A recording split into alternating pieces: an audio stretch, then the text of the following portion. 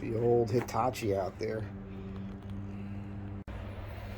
Alright, so I'm going to do some coping today. It's been a while since I did it, and I've had this thing going back decades, and I've picked these up along the years. Blade feels pretty good on that. I'm going to test all these saws when I'm coping today, see which one I like better. It's been a long time, so you guys that do trim, you know how to do this, but I'll show you for those of you that don't.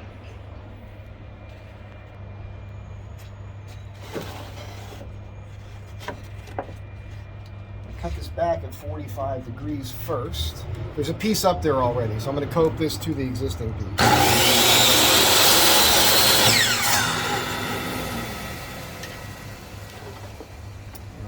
So,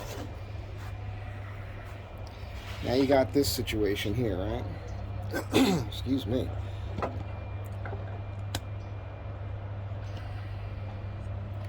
So you take your pencil and highlight the profile. Now you got an eyeball of what you're doing. Now you'll cope to that line and you'll cut back on an angle approximately 45 degrees. It doesn't matter that much, but that's the line you want to cut to. I don't know if I'll be able to get all that on camera, but we'll try to give it a shot. Probably a lot of shaking involved.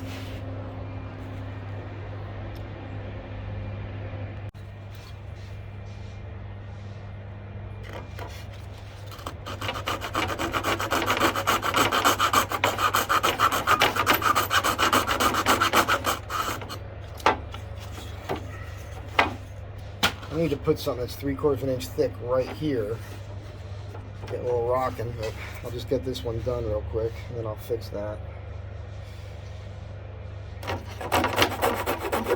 Now, you can do this with a jigsaw. I've done that before.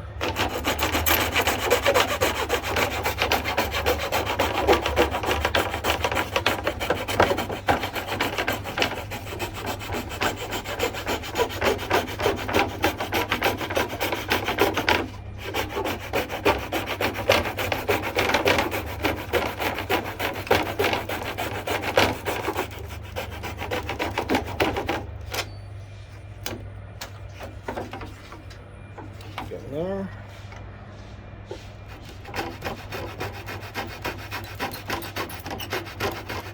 This is my first one. I might be doing something wrong because it's the first time I've done this in a very long time. I don't do a lot of molding these days.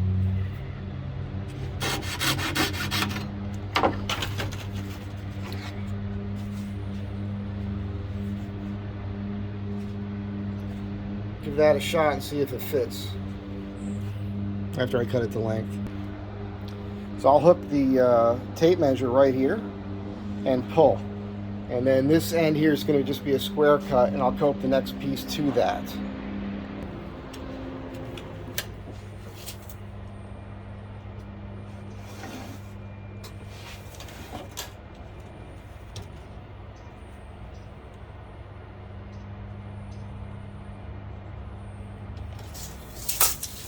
It's a little short, it's okay, because you know you have to figure you're probably going to put a little filler or caulk or something in the corner afterwards. In the old days, everybody frowned on that.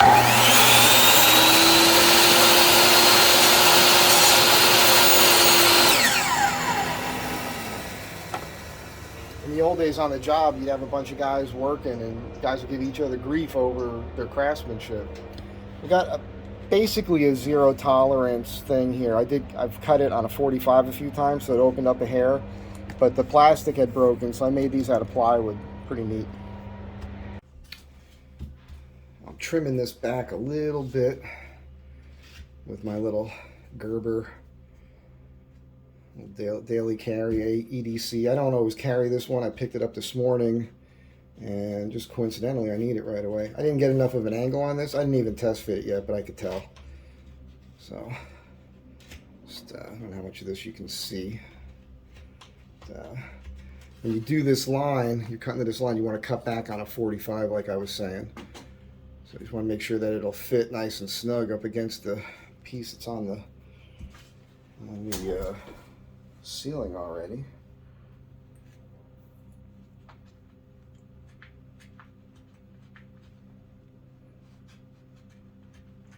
Keeping in mind, like I said, most guys wouldn't care. They'll just get it close and then use some filler up there. Give you guys a, it's gonna fit up into that corner. Right there, go right across here. And I'll talk about this real quick. So, did that the way you're supposed to do it, and put wood down here. And so that's a big, tall piece. You know, you see what's going on. I don't have to explain it to you. Also, this is what's here in the house, right? Most houses have wood openings. And the reason for this is, aside from the fact that it looks grand, it's the right way to do things, you carry things through a house. And you can be carrying furniture, whatever. And if you hit that, it doesn't do a lot of damage. And if you did do some damage, you can sand it, fill it, paint it, it's gone. What they're doing these days, and what was here, was just a drywall corner like this, which is just a metal corner. So this corner had just taken so much abuse. So in an old house like this, you always want to, you know, mimic this. And what I love about it is where I come from, I'm working on houses all the time that are 200 years old, or I used to. And the older the house, the more repairs, and craftsmanship has been waning over time. So when I was coming up, I was working with guys all the time that were on your case about it. So you go to a house that's old, you'll see repairs done by real craftsmen. So it might not match the original molding or whatever, but it's still done well. So that's what builds character over time. You look at Europe, there's houses, some people live in houses that are 300, 400 years old. So you've got hundreds of years of repairs that make the place quaint and cool and interesting and unique. And when most contractors or carpenters come in, they just want to do the newest stuff because it's fast and easy. Most people don't want to pay for it. Time is money. And but you end up with like these modern corners in a house that don't belong there. Drywall corners are garbage, right? If you can get this molding, which you can have it made, you might even be able to still buy that. It's better to recreate this than just put a drywall corner bead there, right? That just looks like garbage. So that's why I'm here. All right. Let's see if this thing fits.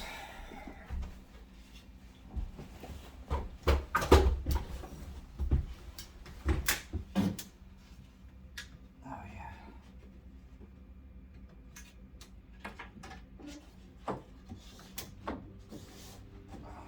That's pretty stinking good right there.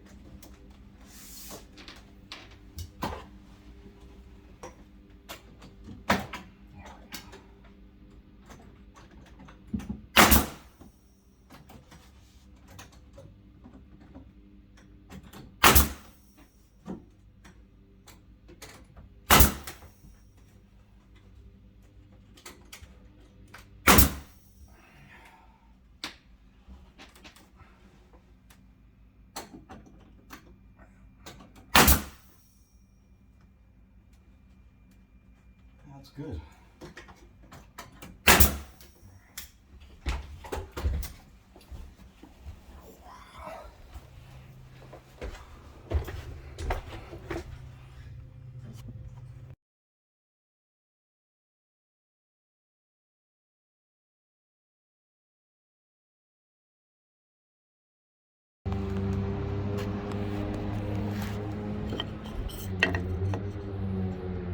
It's funny, by the time you get to the last piece, you get kind of good at it. Yeah, I got some filling to do, for sure, but see those raw parts, I'll hit that with some primer. So I got some priming to do over here, so I got to sand that out, you know, as I was mentioning earlier. But all that Cove is up, and you know, it came out pretty stinking good. There was a time when all I did was trim. I was a trim carpenter back home, it's when you see it like this, it might not look great because you can see like that gap over there, but you know, once I fill it right, and if I've got naked wood, like what you see behind me here, I'll use the, what is it, the Durhams. This is the place, I should do a copyright with these guys. I mean, clearly they used my image on the packaging, and I have not gotten paid for this. I looked like this when I was about 2 years old. I think that's how long this stuff's been around. And they just ripped me off, man. Anyhow, I'll use that on the naked wood, and I'll sand that out. And then when it's primed already, I'll use a spackle, and I like to use a sponge that with it's probably around here somewhere, you know, with that green scrub pad on it. And it's beautiful with the spackle because I can just, you know, after it's dry, obviously, just smooth, perfect. You won't ever see where there was a nail there. Makes for fast cleanup. So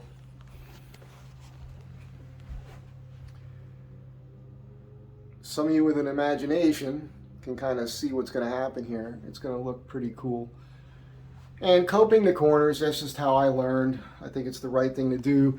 If you try to 45 your inside corners, it's very difficult. A lot of times the rooms aren't great. As a matter of fact, on this outside corner, that was beyond 45 degrees. So what I did is I put a square there. I was able to rock the square in both directions. So then I hold it where it's, you know, the same difference on each side. I can kind of guesstimate how much longer to go, and I got it perfect. But a lot of times on your inside corners, they won't be 45 degrees either. And so if you have to fill your inside 45, I mean, depending on what product you're using, you have all kinds of problems with that. So in my opinion, you're better off coping because it can't shrink with nothing behind it. And then when you fill a little bit, it holds better. And that's just what I found over, 35 years of doing this stuff. So I glued that little end piece in there, and that's just the best way I'd come up with to treat this area here. Again, once it's all painted out and this trim here is changed color and sanded and, painted out, it's going to look good. So, base is next, but I don't have to do that right now. Believe it or not, I'm going to put a deck in the backyard in the corner for a sauna, a cold plunge, a shower, and for now an inflatable jacuzzi. So I got to kind of jump on that this week too. Then I got to come back to this. So, hey, I have a new idea today. Let's do this. Okay. Whatever your heart desires. I just keep saying that to my clients, and you just can't get out of here. Have a great day. I'll catch you guys. Well, you might see more of this video. But if not, I'll catch you next time.